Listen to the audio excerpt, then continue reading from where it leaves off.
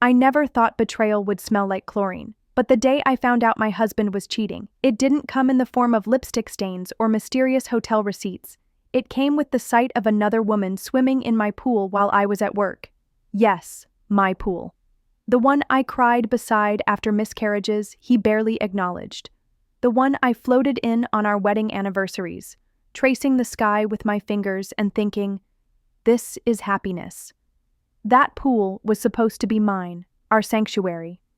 And yet, there she was, my husband's mistress, splashing around in it like she owned the place.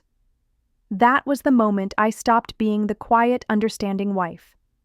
Because if my husband thought he could cheat, humiliate me, and turn my own home into her playground, he had another thing coming. And let me tell you, my revenge wasn't loud, it wasn't violent, it was chemical, blue chemical, to be exact.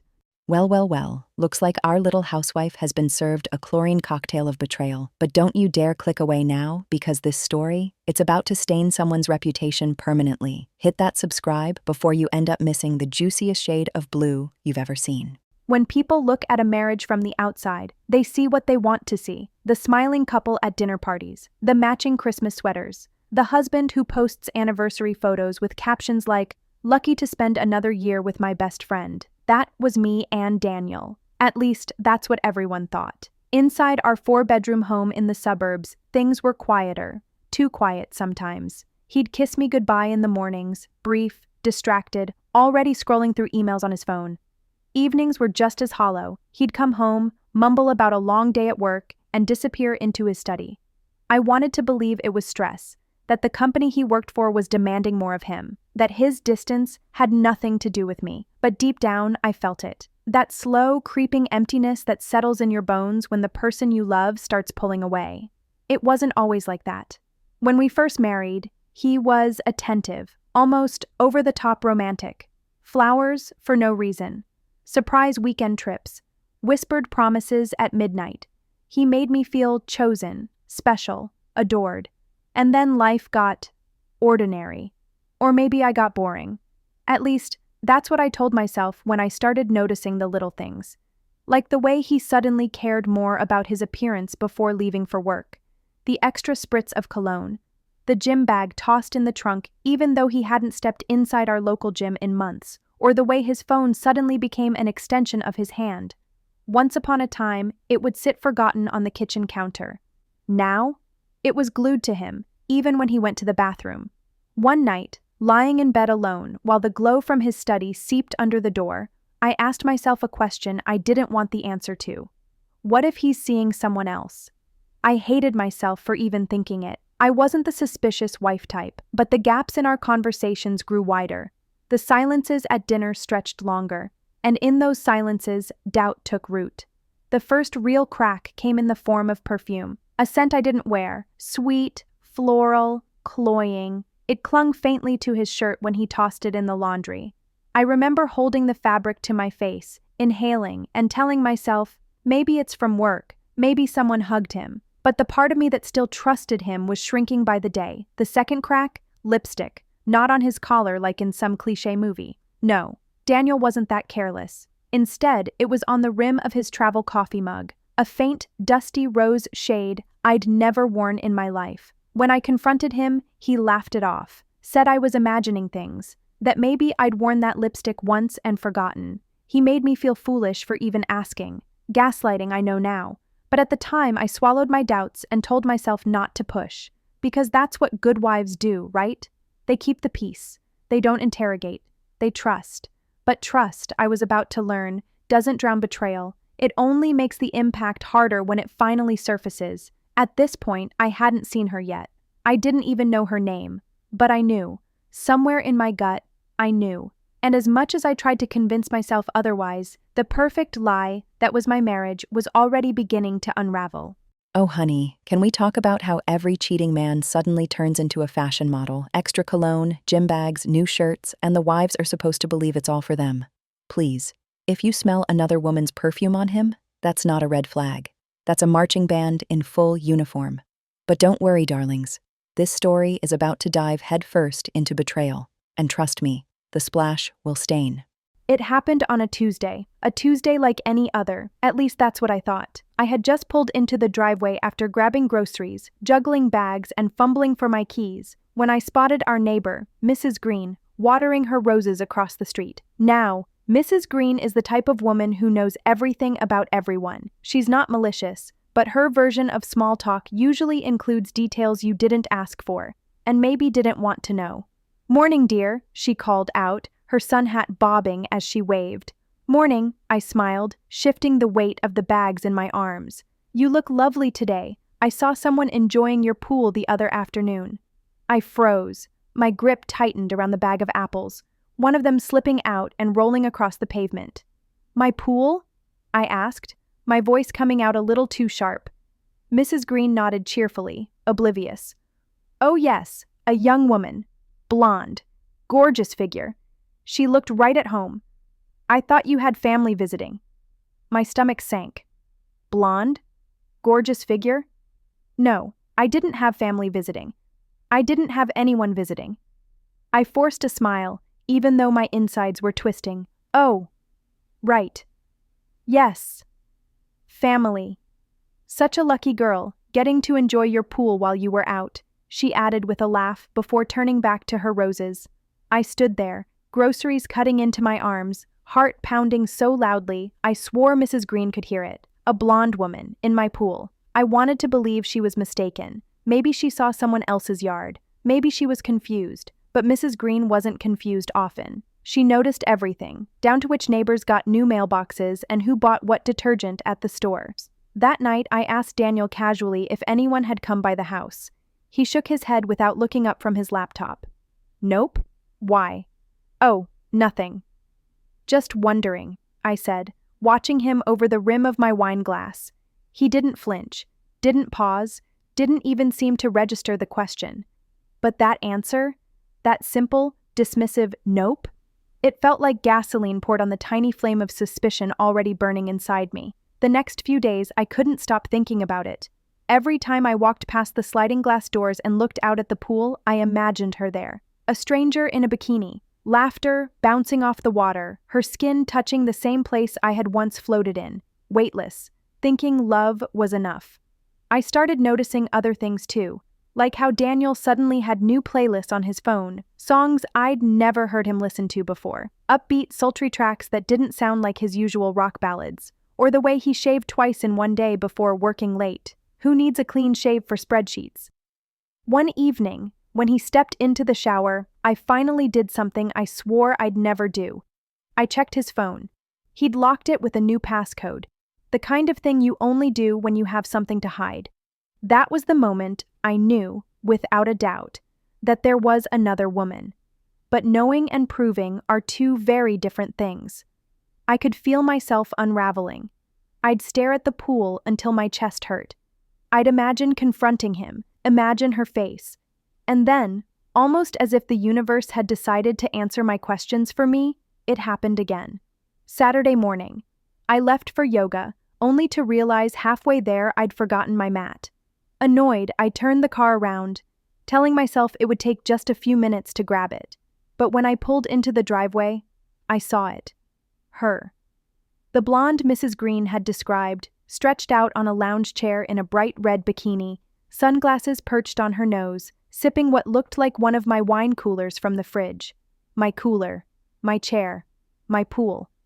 I sat in the car, frozen, watching her laugh into her phone like she was the rightful owner of my home. That laugh was the sound of betrayal, and it clawed its way into my chest until I couldn't breathe. For a long minute, I just sat there, gripping the steering wheel so hard my knuckles turned white.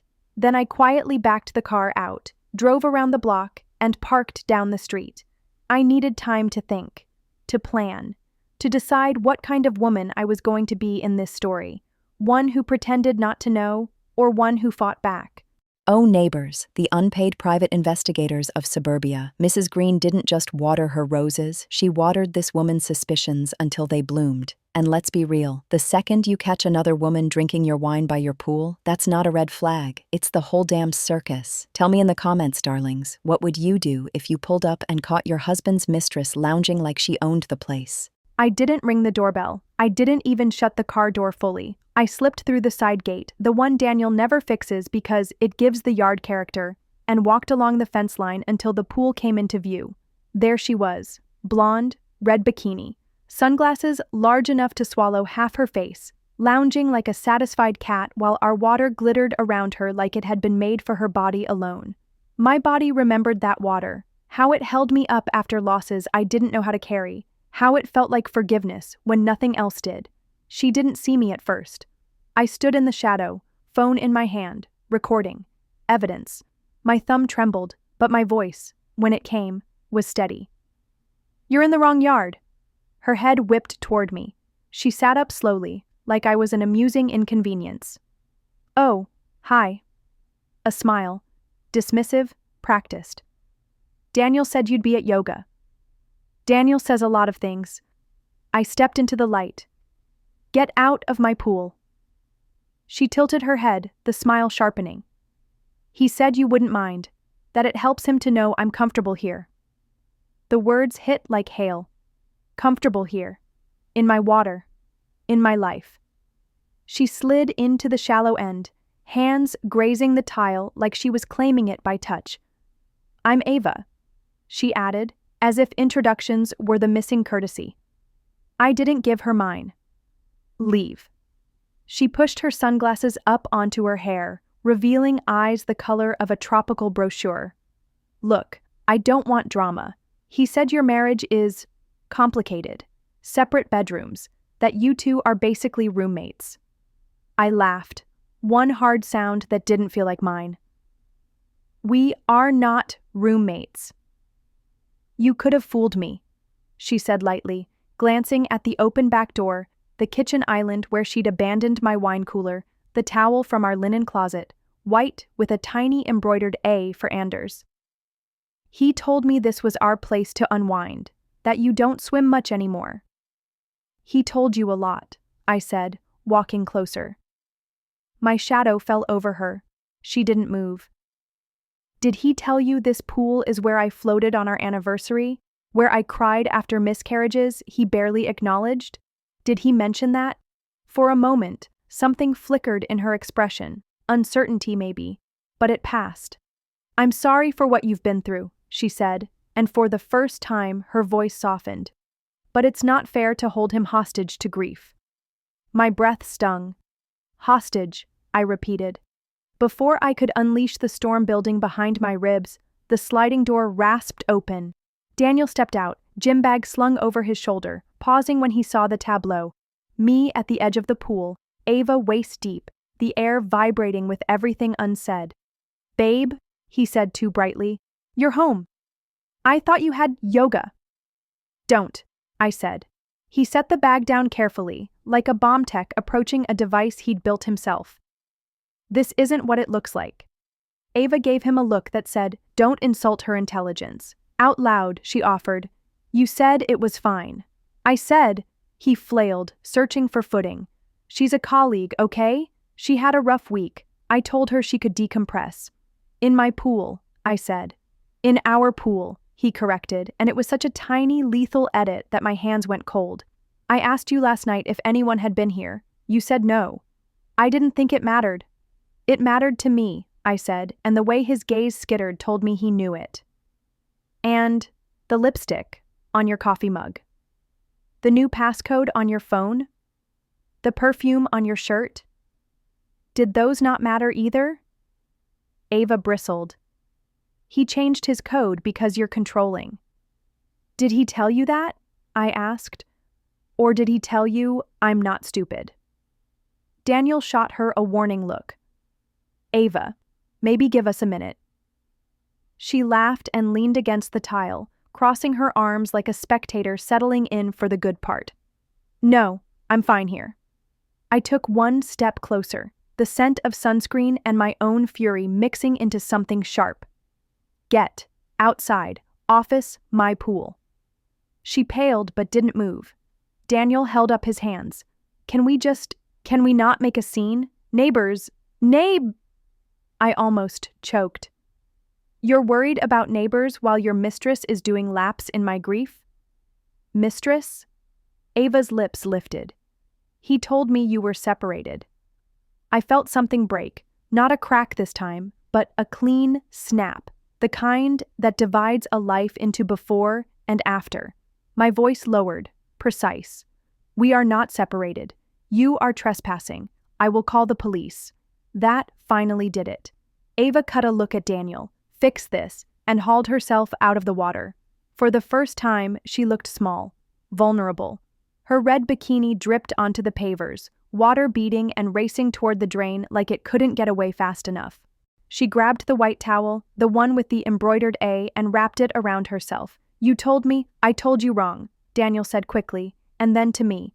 Can we go inside? Please. I didn't move. Say it. He swallowed. I messed up. Say it correctly. His jaw worked. I cheated. Silence. The windless kind that makes sound itself feel rude. Ava slipped past us toward the door, muttering, I'll text you. And the audacity of that sentence splintered my restraint. I reached out, plucked the towel from her shoulders, and dropped it onto the chair. You won't, I said. If you step on this property again, I'll file a report. And Ava? She paused, hand on the doorframe. You don't want to be comfortable here. She rolled her eyes but didn't answer. The door slid shut behind her. For a long moment, Daniel and I just stood there. The pool glittered and pretended it was innocent. He tried for the soft voice, the one he used after arguments about money or holidays with his mother. I'm sorry, he said. It was a mistake. It didn't mean... It meant, I said. It meant enough that she knows my schedule, my gate, my kitchen. It meant enough that she believes this is your house for entertaining her. He took a step closer. I stepped back. We can fix this, he insisted, because men who cause fires always think they're also the firefighters. Let's talk tonight. I'll end it. It's already basically, don't lie while you're still wet from her, I said, because his calves were damp where she'd flicked water at him like a promise. He looked down, ashamed, and I watched the shame arrive too late to be useful. I turned toward the equipment bench, a coil of hose, the skimmer, the bins we keep out of sight because nice yards don't advertise maintenance. On a lower shelf sat a dusty bottle from last summer's repairs, an old leak detection dye I'd forgotten about. When you squeeze it into the water, a thin ribbon of bright blue ink blooms and drifts, showing where the pull is strongest. Blue. A thought flickered, quick and electric, and if Daniel had been paying attention, he would have seen the change in my face. I brushed dust from the label and set the bottle exactly where it had been. Later. Not yet. The most dangerous choices are the ones you make quietly, like resetting a clock. Tonight, I said, turning back to him, you're going to tell me everything. Names, dates, places, how she got in, why you lied to my face. He exhaled. Okay. And then, I added, my voice steady as tile, you're going to pack a bag. You can sleep at a hotel, or at your colleague's place, but not here. His mouth opened, closed. You're kicking me out? I am reclaiming my home. He rubbed his forehead, calculating the angles where apologies might still work. Don't do anything crazy, he said softly, a plea and a warning wrapped together. I smiled without warmth. Define crazy. He didn't answer. I walked to the sliding door, slid it open, and gestured inside like a hostess at the end of a disappointing party. Go get your things. We'll talk at 8. He stared at me like he'd never seen me before. Maybe he hadn't. He picked up his gym bag. I'll come back, he said, and something in his voice suggested he meant it. You always do, I replied, and shut the door. The backyard fell silent except for the soft hum of the pool pump, patient and impartial. I watched the surface steady itself, smooth as glass, and pictured a different kind of bloom. One that didn't wash out in the first rinse. Not yet, I told myself again, slipping my phone into my pocket where the recording blinked its red dot like a heartbeat. Wait, aim, then fire. Then, Oh, the classics. It's not what it looks like. She's just a colleague, and my personal favorite, don't make a scene. Sweetheart, the scene is swimming in your pool with your monogrammed towel. Comment below. Are you team scream on the lawn or team silent strategy? By 8 o'clock, the house felt like a stage set. I'd put 2 glasses of water on the kitchen island because wine would excuse him and tea would comfort him.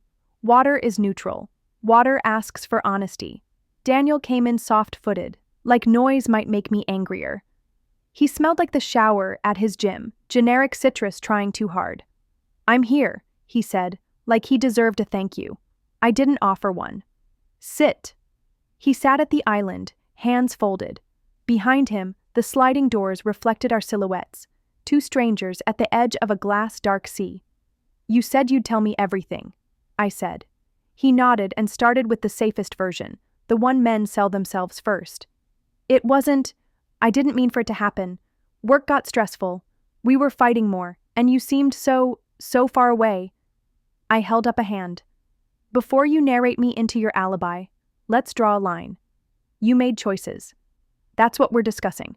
Not my grief, not your spreadsheets." He swallowed. "Okay. How long?" "A few months," he said quickly. Too quickly. "On and off. How many times in this house?" He closed his eyes like the question hurt. "A handful." "Define handful." "3, he whispered. "Keys?" He hesitated. "The side gate, the spare under the planter."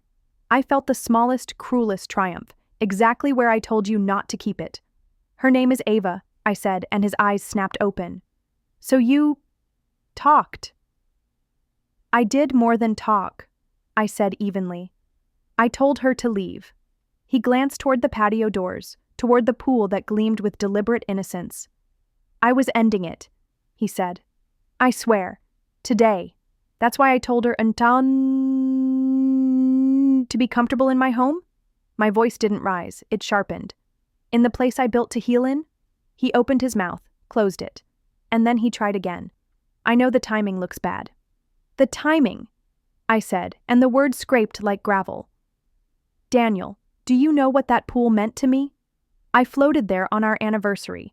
I cried there after the miscarriages you barely acknowledged. And now, every time I look at it, I see her hair swirling in the skimmer. You gave away the one place that held my grief and my healing.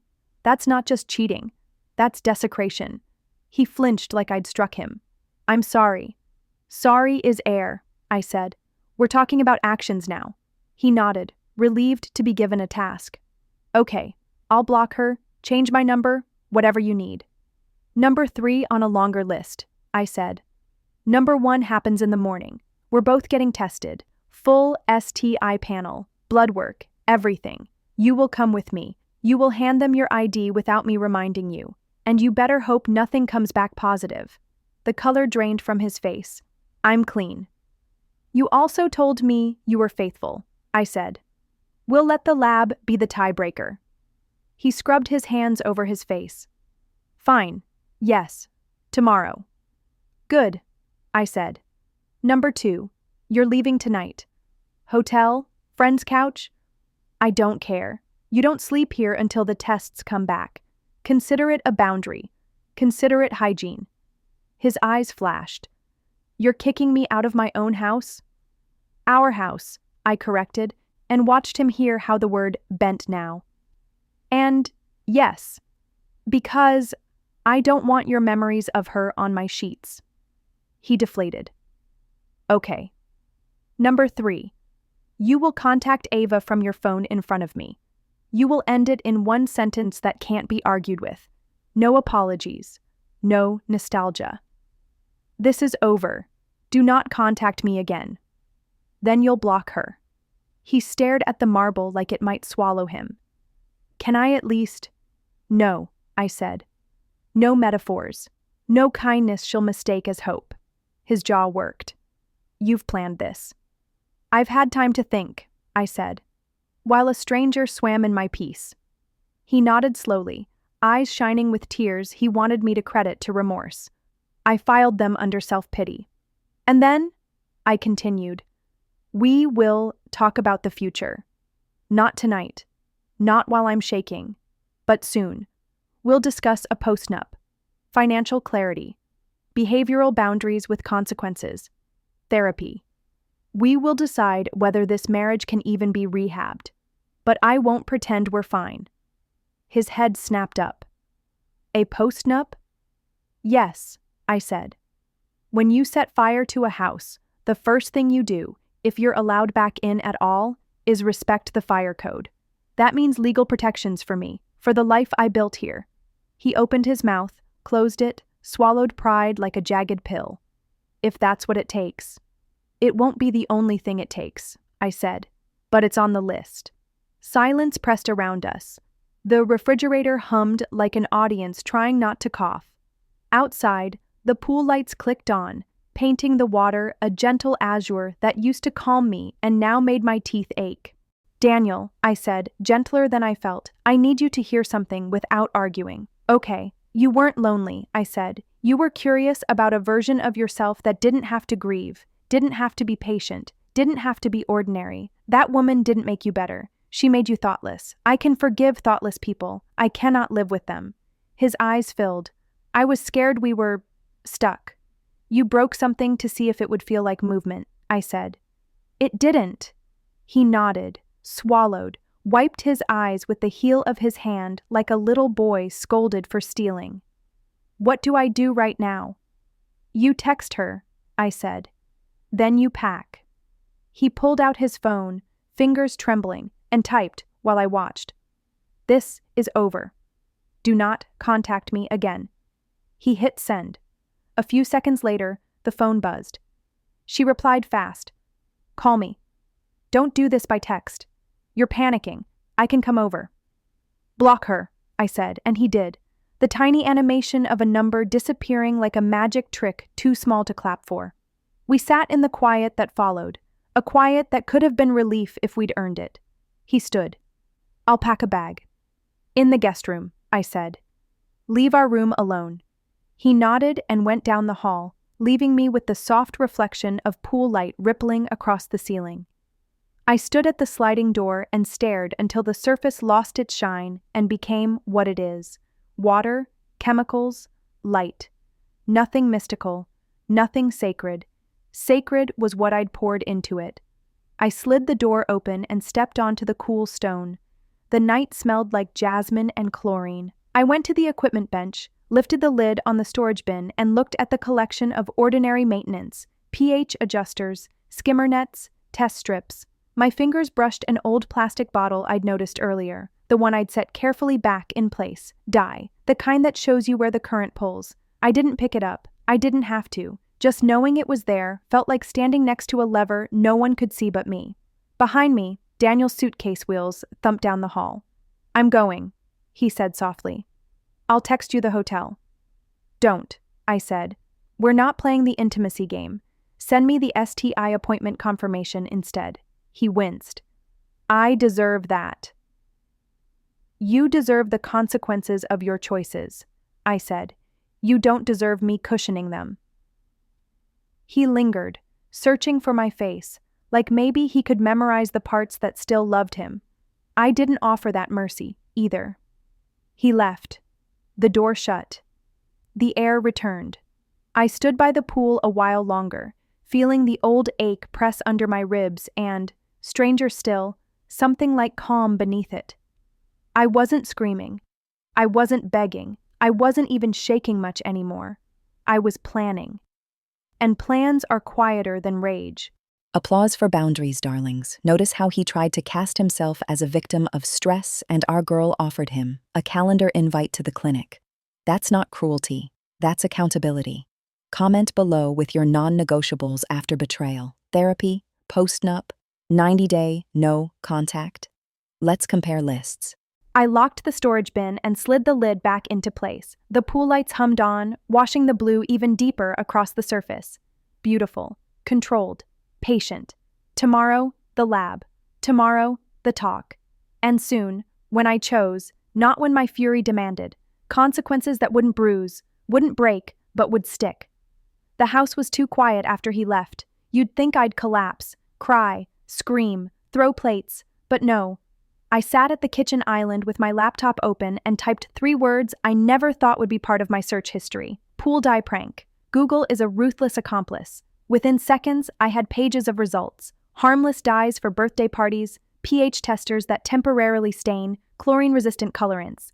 I clicked, read, scrolled, and then I found it. A pool maintenance forum, tucked away, with a thread titled, "Ever had a trespasser? Try this."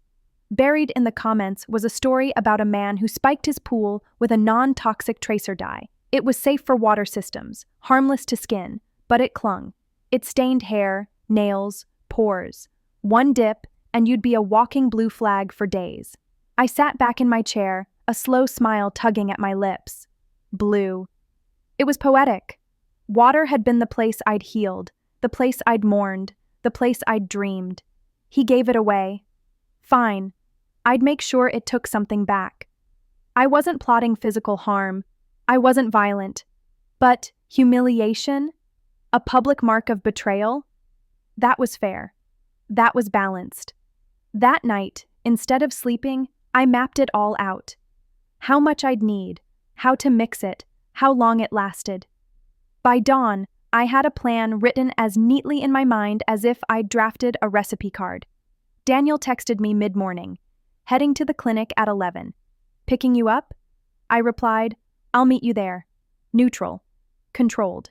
Not the woman who was currently calculating how many liters of dye per gallon of pool water. At the clinic, I kept my face polite. He tried to make small talk in the waiting room, and I nodded without really listening. All I thought about was blue. That afternoon, when the results were drawn and the silence between us heavier than lead, he said, "You'll see. I'm fine. We'll fix this." I looked at him and thought, you don't even know what fixing looks like. When I got home, I went straight to the storage bin by the pool. I pulled out the bottle of dye I'd noticed days earlier. It was old, but I knew where to order more. My laptop glowed late into the night as I tracked shipping estimates, clicked through reviews. By Friday, 2 discreet containers were sitting in my garage, innocent-looking, labeled like something you'd use for a kid's pool party. I carried them out to the bench under the pretense of routine maintenance. No one questioned me. No one was watching. The pool pump hummed, steady and obedient. I measured carefully, gloves on, heart beating with the calm precision of a surgeon. Pour, stir, circulate. The water swirled, but by evening it looked unchanged, clear, clean, sparkling as always. But I knew. The pool was primed. All I had to do was wait. And Ava? She was nothing if not predictable. The waiting, though, that was the test. Every car door that slammed in the neighborhood, I jumped. Every laugh from across the fences made me stiffen. Would it be today? Tomorrow? I imagined her slipping in, hair fanning out around her, skin catching the invisible tracer. I imagined her climbing out, reaching for her towel, only to discover her reflection in a mirror hours later. Blue hair, blue-streaked skin, the mark of trespass. And oh, when Daniel saw her then, what excuse would he have left? I didn't need to scream at him. I didn't need to destroy his car, or his shirts, or his reputation with friends.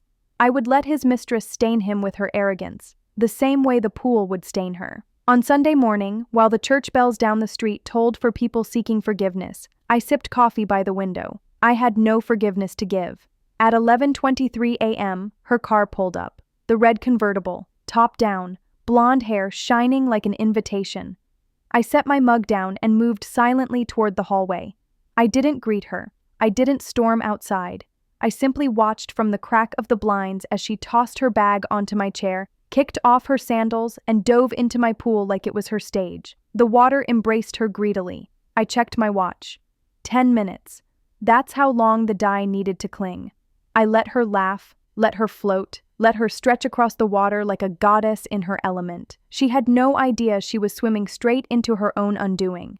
Oh, my wicked little planners, do you see what's happening here? She didn't need to throw punches or key cars. She weaponized chlorine. That's not revenge. That's chemistry with extra credit. If you haven't subscribed yet, what are you waiting for? This pool party is about to go very blue, and you don't want to miss it. I stood at the sliding glass doors, hands steady on the frame, and whispered to the glass like it could hear me. "Welcome to your baptism, Ava."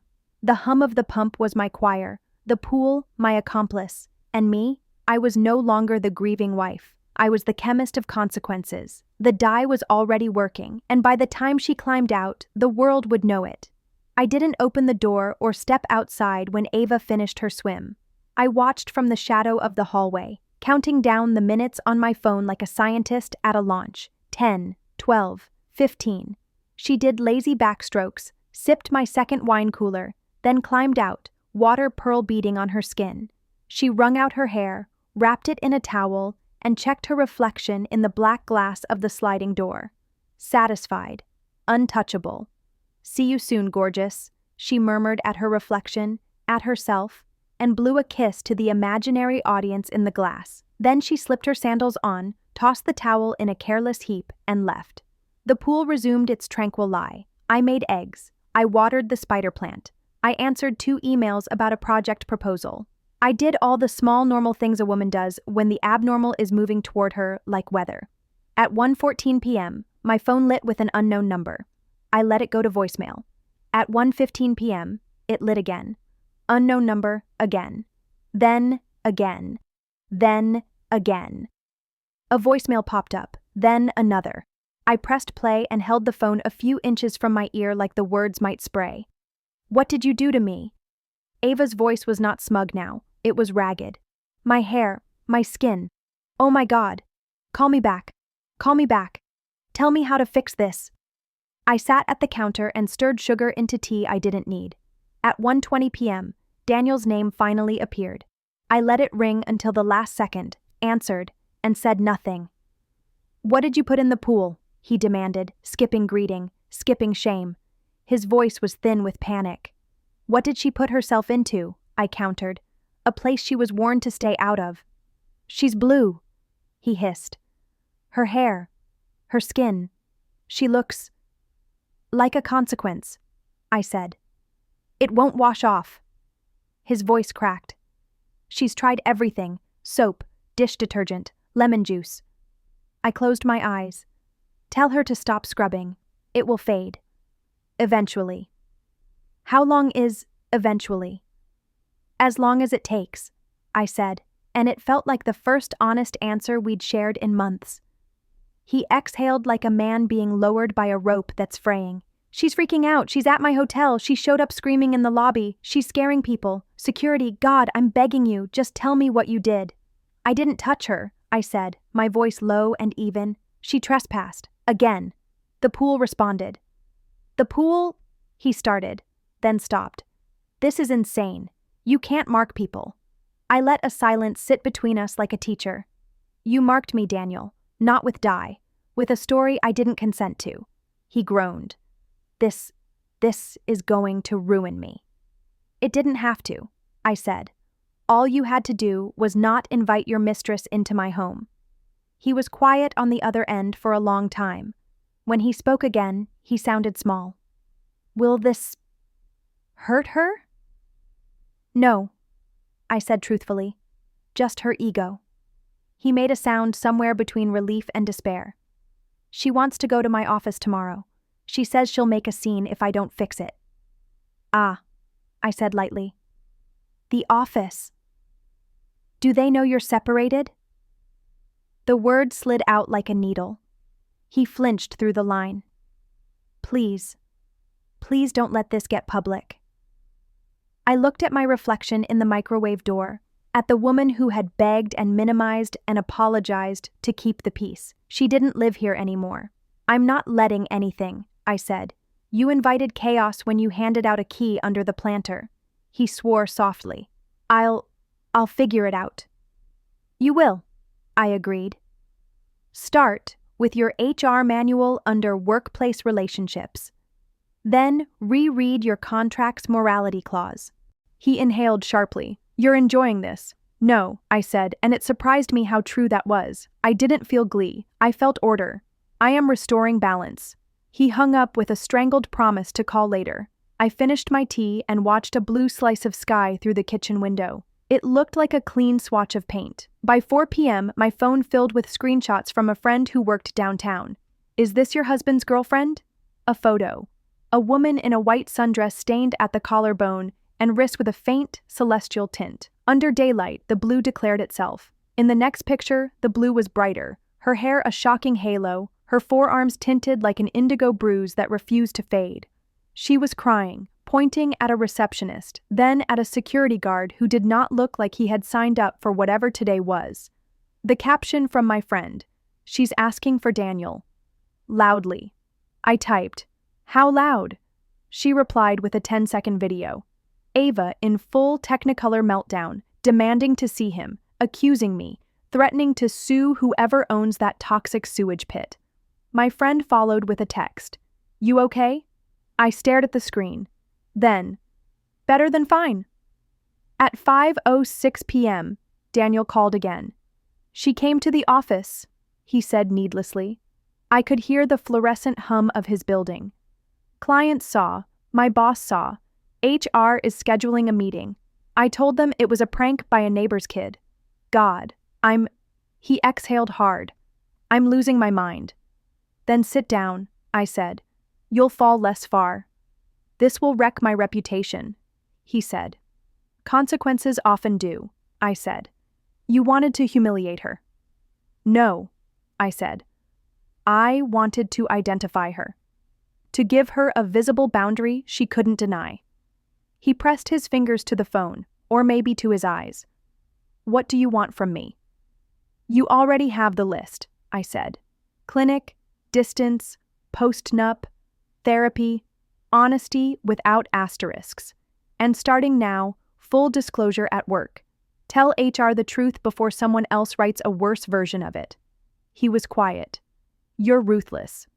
"I'm tired," I corrected. Oh, how the shade matches the shame. Notice our girl didn't throw a single punch. She let the lighting do it. Sunlight, office fluorescence, a lobby with too many witnesses. Delicious. Tell me in the comments, would you prefer public karma or private closure? By evening, Ava's rage evolved into bargaining. The voicemails turned from threats to pleas. "Please, please, I have a photo shoot this week," she sobbed in one, the irony not lost on me. "Tell me what to do. I'll pay you. I'll apologize. Just fix it." I poured myself water and sat at the table where Daniel once pitched me anniversary trips. "There's nothing to fix," I told the quiet room. "There's only the truth."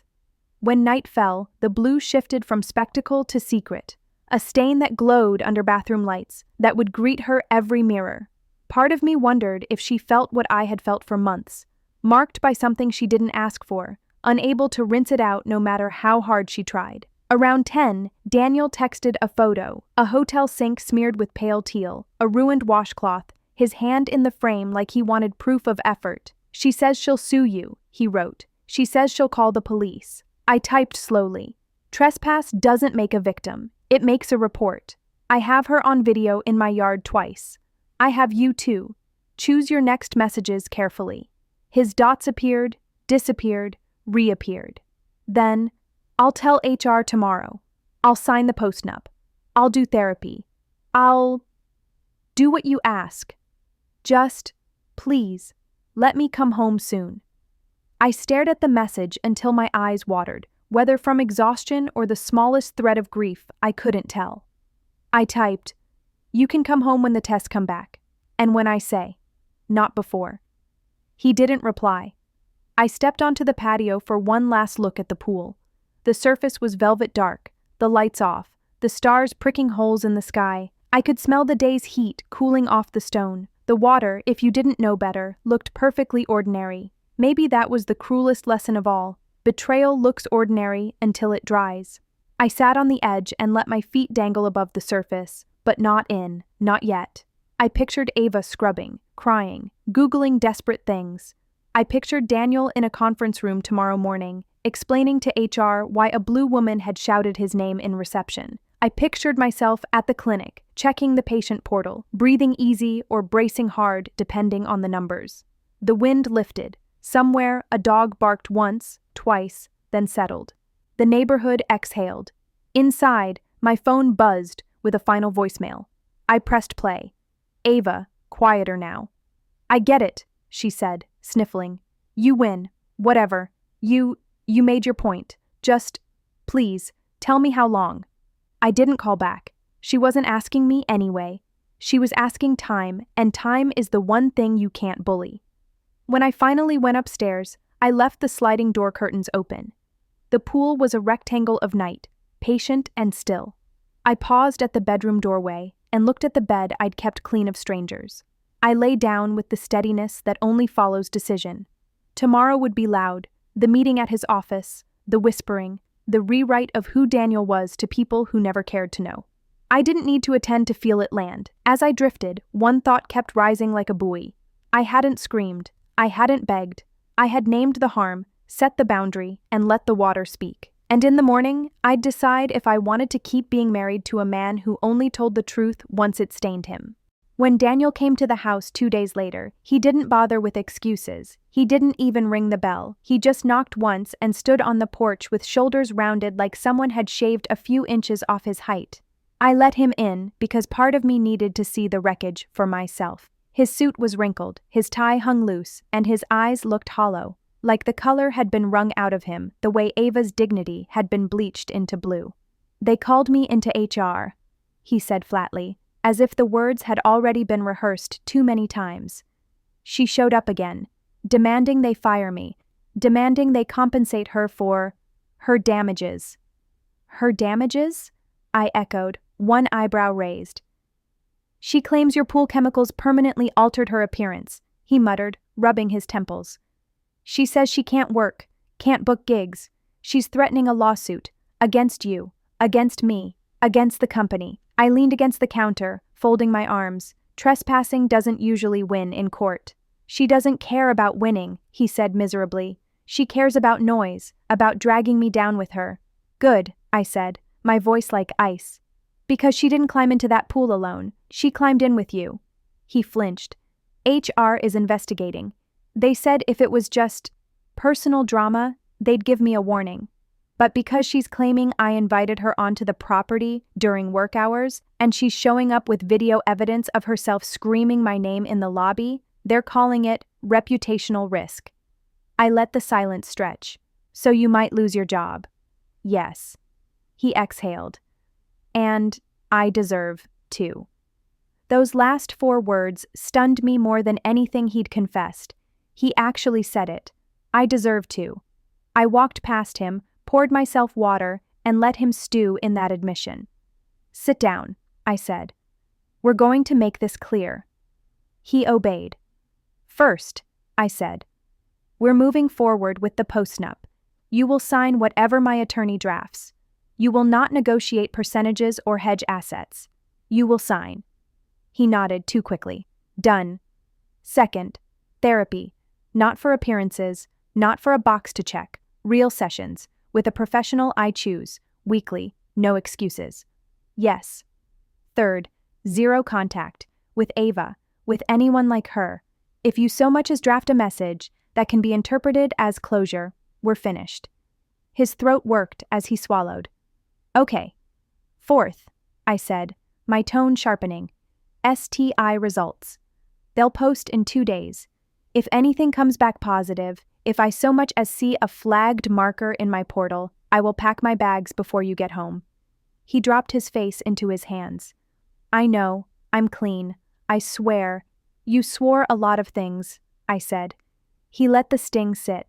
For once, he didn't argue. I set my glass down and leaned across the island, close enough that he had no choice but to meet my eyes. "Daniel, I'm not doing this for us. I'm doing this for me. If you want to be included in my life after this, you meet the terms. If you can't, then congratulations. You've already chosen her." He stared at me, broken open in a way I'd never seen. Not just guilty. Small. Reduced. "I don't want her," he whispered. "Not after this." "Not after the consequences," I corrected. "Not after the embarrassment. If she'd stayed a secret, you'd still be inviting her into my home. Don't lie to yourself about that." Tears welled in his eyes. "You're right." I tilted my head, studied him. "Say it louder. So, we both remember." He took a shuddering breath. "If she hadn't been caught, I wouldn't have stopped." The honesty was almost grotesque in its simplicity. "Thank you," I said. "Now you know why trust doesn't come back with flowers and apologies." He nodded. "I'll do everything you're asking, whatever it takes." I straightened. "Good. Then start by calling your attorney, not mine, yours. Tell him you need paperwork that ensures if this marriage burns down, I walk away with more than ashes. Make him draft it tonight. He opened his mouth, maybe to ask for grace, maybe to beg for gentleness, but one look at me stopped him. He closed it again, nodded, and pulled out his phone. While he dialed, I walked to the sliding doors and looked out at the pool. The water glittered innocently under the afternoon sun, but I knew better. That pool wasn't innocent. It was honest. It marked what was trespassed. It held no secrets. It had no patience for lies. Neither did I. Der written hat tuau settor en man tinte audenains, rentin tutstanein tineo. Wated and use well. Look who finally admitted the truth out loud. Isn't it funny how men only confess when their careers start sweating harder than they do? But I'll give him this. At least he signed up for the post-nup instead of another pool party. Share this story with someone who thinks apologies are enough. Spoiler, they're not. Well. Look who finally admitted the truth out loud. Isn't it funny how men only confess when their careers start sweating harder than they do? But I'll give him this. At least he signed up for the post-nup instead of another pool party. Share this story with someone who thinks apologies are enough. Spoiler, they're not. The STI results posted on a Tuesday at 8:06 a.m. I stared at the patient portal until the numbers meant something. Negative. All of them. I exhaled so hard I had to sit on the edge of the bed. Relief didn't feel like a parade. It felt like a knot loosening, one quiet click at a time. I texted Daniel 2 words, all clear. He replied instantly, thank God. Can I come home tonight? I typed, deleted, retyped. Number, therapy first, paperwork first, then we talk. He sent a single dot, like he was learning the language of restraint. By noon, the post-nup draft hit my inbox from my attorney. I read it once, then again, letting the lines turn solid in my mind. Immediate transfer of the house title solely to me, an adultery clause with stiff financial penalties, mandatory transparency, joint account access, device passwords, disclosures of any friendships that could cross lines. If he violated any clause, I wouldn't need to argue. I would simply sign, walk, and keep the roof above my head. I sent it to Daniel with a message. Review tonight. Sign tomorrow. No edits. He answered. Understood. That afternoon, while I waited for therapy confirmation, I walked out to the pool and stood with my toes at the coping. The water looked innocent again, sun-slipping shards of light across the surface, the faint hum of the pump a steady heartbeat. I dipped the test strips, logged the pH like I always did, and thought about how easy it is to believe that the places we love are responsible for what happens in them. The truth is harder. People are responsible. Pools are just water. Still, I had a choice about what the water meant to me now. So I called a crew and set a date. Saturday. Drain, scrub, refill. Start clean. Daniel's HR meeting happened Friday morning. He came over afterward, holding a cardboard box of his desk life. Framed photo from our first trip to Portland. A mug that said World's Okayest Boss. A ficus that looked like it had been left under a fluorescent sun. They suspended me, he said, voice flat. 2 weeks, unpaid, required training. If anything else comes out, or if she keeps showing up, I'm gone. I didn't say good.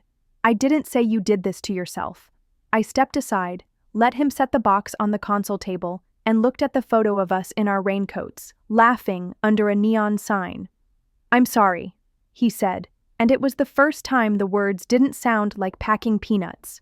Light, useless, noisy. I know, I said. Sit. We sat at the island again, the same 2 glasses of water between us, and I slid the post-nup across the counter. He read it, jaw tight, eyes moving like a metronome. When he finished, he signed. No edits. No, can we talk about this part? He signed like a man accepting the fire code. Therapy's Tuesday, I said. I picked someone who won't let you win with charm. I don't want to win, he said softly. I want to learn. I gave him a look. Good, because you're not performing for me. You're practicing for yourself.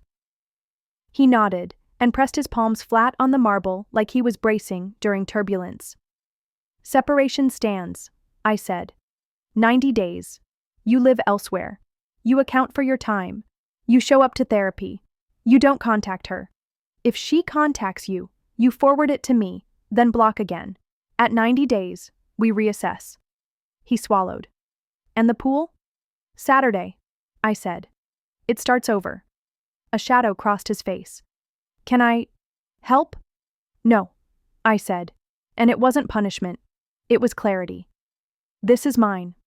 He left quietly, and the house returned to its new size. Me, 4 bedrooms, and a square of sky I could finally look at without wanting to cry. Saturday came bright and mean, the kind of sun that makes everything look honest. The crew arrived with hoses and pumps, and a checklist they didn't try to make poetic. I watched the water lower, step by step, like a tide done with pretending. When the pool was dry, they scrubbed the tile, inspected the plaster, replaced a hairline drain cover I'd never noticed. No secrets left, not even microscopic ones. By late afternoon, new water rushed in, cold and clear, swallowing the light. While it filled, I hauled 2 boxes from the garage to the patio table. The first held the remnants of a life I no longer needed in reach. Marriage counselor pamphlets from years ago that we never called. A scrapbook I'd stopped midway through because smiles felt like lies. 3 monogrammed towels with our last name embroidered in navy thread. I kept 2. I threw one away, the one Ava had used. The second box was labeled Backyard. I pulled out candles, string lights, and a set of cobalt blue glass floats I'd bought and never hung because I hadn't known where they belonged. I strung them above the water, one by one, and when the sun dropped, they turned into suspended drops of dusk. Mrs. Green saw the ladder and came over with a plate of lemon bars as her entry fee. New water, she said, peering like a general inspecting troops. Good.